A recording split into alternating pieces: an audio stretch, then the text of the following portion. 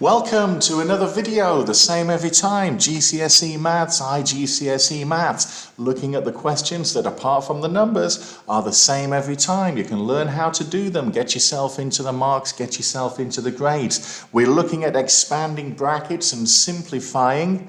And if you've seen the previous videos on this topic, why not pause this video and have a go at this exam question and then restart and compare your answer to mine. I'll get straight on with it, a little bit like the last one that we did. That's the idea, the same every time apart from the numbers.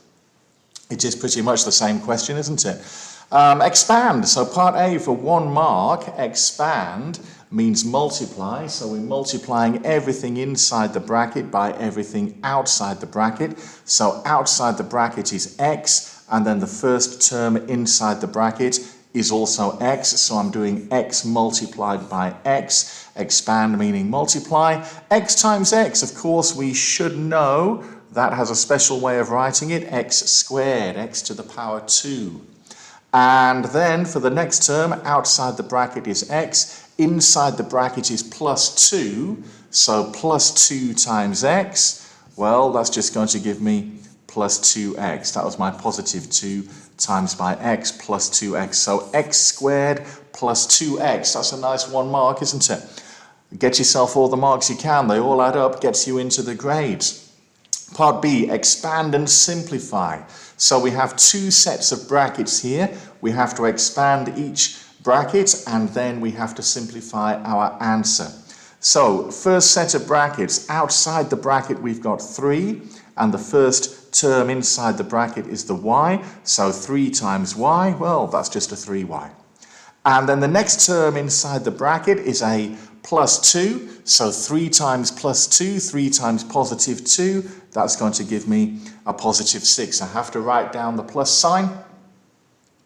Then outside my bracket here, I've got a plus 4, positive 4. We have to consider the sign as well, so that's a plus 4. Then inside the bracket, that gives me x. So plus 4 times by x, positive 4 times by x, we're just going to write as positive 4x. Then the next term in my bracket is the negative 1. So I have to do plus 4, positive 4 times by negative 1. Well, a positive times a negative, we remember, is a negative. So positive 4 times negative 1 is negative 4. Then our task is to simplify this, and of course the first thing we need to do is to see what exactly we've got. What letters do we have? Well, I've got some y letters here, but there are no more terms with y in them, so only one term with y. Then my other term here has x. So I've got y, I've got x, and then I also have numbers on their own, a plus 6, and we have to call that a negative 4. So in my simplification, I'm actually going to have 3 terms here. Something x, something y, and then the numbers.